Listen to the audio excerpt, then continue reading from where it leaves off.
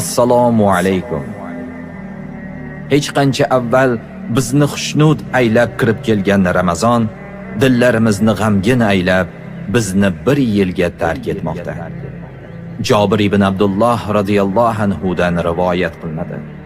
Rasululloh sallallohu alayhi va sallam bunday dedilar: Ramazon oyida mening ummatimga mendan avvalgi payg'ambarlarga berilmagan 5 narsa berildi.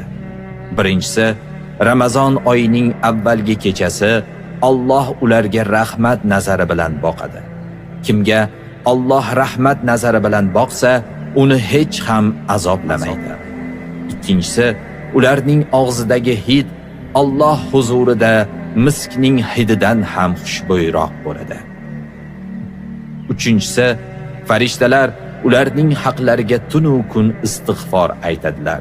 To'rtinchisi, Alloh azza va jalla jannatiga bandalarim uchun tayyorlangan va bezangan. Ulardan tezda dunyo qiyinchiliklari, tashvishlari ketib, mening jannatim va ziyofatimga keladilar, deydi. Beshinchisi, Ramazonning oxirgi kechasi bo'lganda ularning barchasini Alloh mag'firat qilib yuboradi, degan edilar. Atrofdagilar, ey Allohning rasuli, u Qadr kechasimi deyishdi. Shunda u zot, yo'q, agar ishchilar ishlarini tugatsalar, haqlari to'liq qilib beriladimi? Ya'ni bu mukofot ular ro'zani to'liq tutganlari uchun beriladi.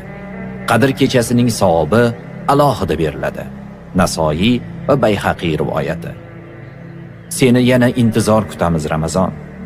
Ya Robbi, barchamizni yana Ramazonlarga yetkazgin.